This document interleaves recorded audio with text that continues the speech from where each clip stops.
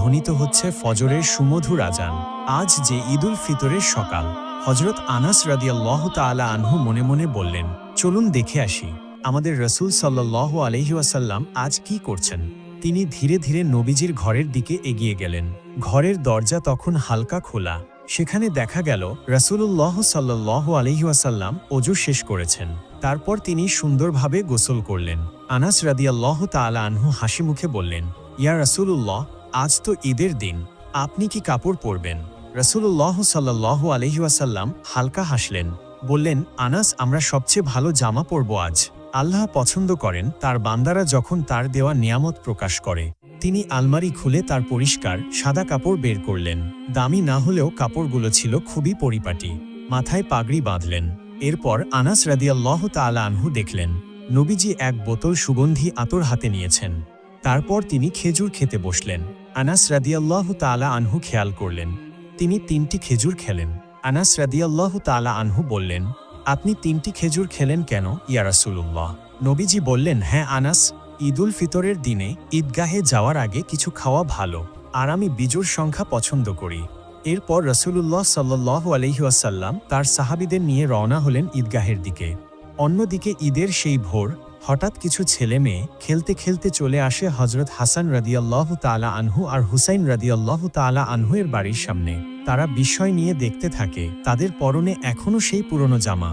তারা কোমল কণ্ঠে বলল, আরে হাসান, হুসাইন, আজ তো ঈদ, আমরা সবাই দেখো নতুন জামা কাপড় পরে এসেছি। তোমরা তো দেখছি আগের সেই পুরনো জামা পরে আছো। তোমাদের কি নতুন জামা দেওয়া হয়নি? তোমাদের মা কি তোমাদের জন্য নতুন জামা আনেননি? এ কথাগুলো শুনে মুহূর্তেই তাদের চোখে জল এসে গেল, কিন্তু তারা কিছু না বলে এক দৌড়ে ঘরের ভেতর চলে গেল। ছুটতে ছুটতে মায়ের ঘরে গিয়ে ডাকতে লাগলো, আম্মা, আম্মা। সবাই বাইরে দাঁড়িয়ে। আমাদের বন্ধুরা, তারা সবাই ঈদের জামা পরে ঈদের নামাজে যাচ্ছে, আমরাও যাব। আমাদের নতুন জামা কোথায় আম্মা?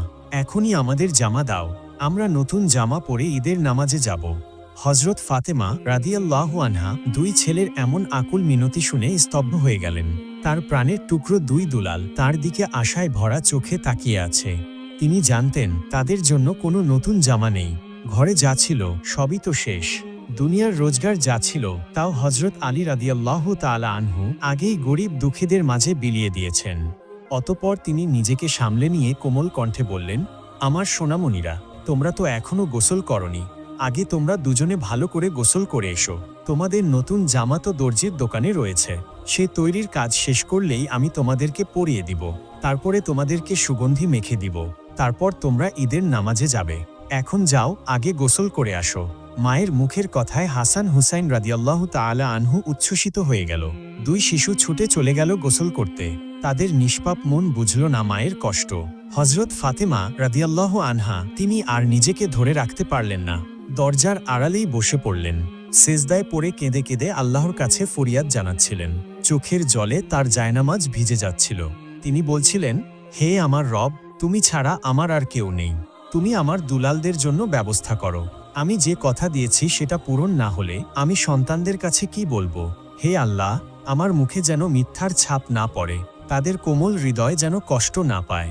হে আমার প্রতিপালক, তোমার দয়া ছাড়া আমার কোনো উপায় নেই। ফাতেমা রাদিয়াল্লাহু তাআলা আনহু তখনও সিজদায় কাঁদছেন, তার চোখ বন্ধ। তিনি আল্লাহর কাছে এতটাই নিবেদিত হয়ে গিয়েছিলেন যে আশপাশের সবকিছু ভুলে গিয়েছিলেন। ঠিক তখনই হঠাৎ তিনি শুনতে পেলেন ছোট ছোট পায়ের শব্দ। তিনি মাথা তুলে দেখলেন দরজা দিয়ে ঢুকছে তার প্রাণের টুকরো 2 ছেলে, হাসান ও হুসাইন রাদিয়াল্লাহু আনহুমা। তাদের দুজনেরই মুখে এক অদ্ভুত আনন্দের হাসি। হাতে তারা ধরে আছে ঝকঝকে সুন্দর নতুন জামাকাপড়। ফাতেমা রাদিয়াল্লাহু তাআলা আনহু বিস্ময়ে তাকিয়ে থাকলেন। কিছুক্ষণের জন্য তিনি বুঝতে পারলেন না কি ঘটছে। তারপর তিনি তাদের কাছে এগিয়ে গেলেন। মমতাময়ী মাতৃস্নেহে জড়িয়ে ধরে কোমল কণ্ঠে জিজ্ঞেস করলেন, সোনামণিরা, বলো তো, এই জামাকাপড় তোমাদের হাতে কোথা থেকে এলো? 2 ভাই হাসতে হাসতে মায়ের মুখের দিকে তাকিয়ে বলল, আম্মা, আমরা গোসল শেষ করে যখন ঘর থেকে বের হচ্ছিলাম তখন হঠাৎ করে একজন মানুষ আমাদের সামনে এসে দাঁড়ালেন। তিনি বললেন, হাসান, হুসাইন, একটুখানি দাঁড়াও। আমরা দাঁড়িয়ে গেলাম।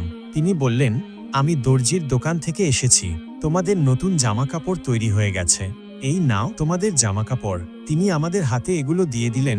তারপর আর তাকালাম না, দৌড়ে তোমার কাছে চলে এলাম আম্মা।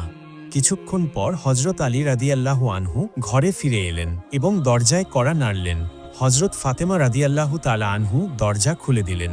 হজরত আলী রাদিয়াল্লাহু তাআলা আনহু ঘরে প্রবেশ করে দেখলেন তার দুই ছেলে হাসান ও হুসাইন ঝকঝকে নতুন জামাকাপড় পরে ঈদের নামাজের প্রস্তুতি নিচ্ছে। তিনি অবাক হয়ে তাদের দিকে তাকালেন। অবিশ্বাস্য বিস্ময়ে বললেন, হাসান, হুসাইন, এত সুন্দর জামাকাপড় কোথা থেকে পেলে তোমরা এই জামা? আমি তো কিছু কিনিনি। এসব জামা কি তোমাদের মা কিনে দিয়েছে? এরপর তিনি ফাতেমা রাদিয়াল্লাহু তাআলা আনহু এর দিকে তাকালেন। প্রশ্নবোধক চোখে জিজ্ঞেস করলেন, ফাতেমা, তুমি কিভাবে এসবের ব্যবস্থা করলে? আমাদের ঘরে তো কিছুই নেই। জামা কাপড় কেনার মতো অর্থও ছিল না। তখন ফাতেমা রাদিয়াল্লাহু তাআলা আনহু তার মাথা নিচু করে সবকিছু খুলে বললেন। তিনি জানালেন কিভাবে সন্তানরা জামাকাপড় চাইল, কিভাবে তিনি মিথ্যা সান্ত্বনা দিলেন, কিভাবে তিনি জায়নামাজে বসে আল্লাহর দরবারে কেঁদে কেঁদে দোয়া করলেন এবং কিভাবে হাসান ও হুসাইন ফিরে এসে এই জামাকাপড়ের কথা জানালো।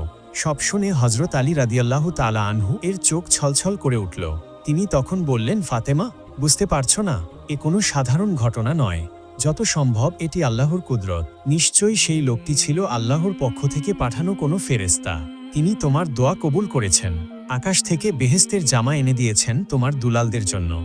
এরপর হজরত আলী রাদিয়াল্লাহু তাআলা আনহু হাসান হোসেনকে নিয়ে ঈদের নামাজ আদায়ের জন্য ঈদগাহের দিকে যেতে লাগলেন। অন্যদিকে নবীজি ঈদগাহে পৌঁছে ঈদের নামাজ পড়ালেন। নামাজ পড়ানোর পর তিনি উঠে দাঁড়ালেন মিম্বরে। রাসূলুল্লাহ সাল্লাল্লাহু আলাইহি ওয়াসাল্লাম বললেন, হে মদিনার মানুষ, তোমরা তাকওয়া অবলম্বন করো, আল্লাহকে ভয় করো। আজকের দিনটা শুধু আনন্দের নয়, দায়িত্বেরও। তিনি থেমে গিয়ে চারিদিকে তাকালেন। সবাই মনোযোগী। তারপর বললেন, জাকাতুল ফিতর দাও। এটা গরিবদের খাবারের ব্যবস্থা, যাতে তারা ঈদের দিনে ক্ষুধার্ত না থাকে। আল্লাহর কসম, যার ঘরে সামর্থ্য আছে অথচ সে দেয় না, সে আমার উম্মতের মানুষ নয়। অতঃপর নামাজ শেষে সবাই মিলে নবীজিকে ঘিরে ধরল। কেউ সালাম করল, কেউ কোলাকুলি। রাসূলুল্লাহ সাল্লাল্লাহু আলাইহি ওয়াসাল্লাম সবার সঙ্গে হাসি মুখে কথা বললেন। একজন সাহাবা জিজ্ঞেস করলেন, ইয়া রাসূলুল্লাহ, আজ আপনি যে রাস্তা ধরে আসলেন, ফিরবেন কি একই পথে? নবীজি মাথা নাড়লেন, না, আমি তা করব না। আমি অন্য রাস্তা দিয়ে ফিরব, যাতে আরও বেশি মানুষের সাথে সাক্ষাৎ হয় আর রাস্তা দুটিও সাক্ষী হয় আমাদের ঈদের নামাজের। ঈদের সেই দিন মদিনায় অন্যরকম আনন্দ। রাসূলুল্লাহ সাল্লাল্লাহু আলাইহি ওয়াসাল্লামের নির্দেশে সবাই একে অন্যের খোঁজ নিচ্ছেন, একে অপরকে সালাম দিচ্ছেন, কোলাকুলি করছেন। কিন্তু এমন আনন্দঘন পরিবেশে একজনের চোখে অশ্রু। তিনি আর কেউ নন, ইসলামের দ্বিতীয় খলিফা, আল্লাহর ভয় আশঙ্কায় কাঁপা এক মনীষী হজরত ওমর ইবনুল খাত্তাব রাদিয়াল্লাহু আনহু। তিনি এক কোণে বসে আছেন। তার মুখটা শান্ত, কিন্তু চোখে টলটল অশ্রু। এমনকি সেই অশ্রু গড়িয়ে দাড়িতে পড়ে যাচ্ছে। কেউ কেউ দেখলেন তিনি নিজের হাত দুটো তুলে দোয়া করছেন। তার ঠোঁট কাঁপছে, যেন কিছু বলছেন কিন্তু ধরা যাচ্ছে না। কিছু সাহাবী এগিয়ে গেলেন। তারা বললেন, ইয়া আমিরুল মুমিনিন, আপনি কাঁদছেন এই ঈদের আনন্দের দিনে? এই দিন তো খুশির দিন। আমরা তো আনন্দ করছি, আল্লাহর শুকরিয়া আদায় করছি, আর আপনি একা একা কান্না করছেন।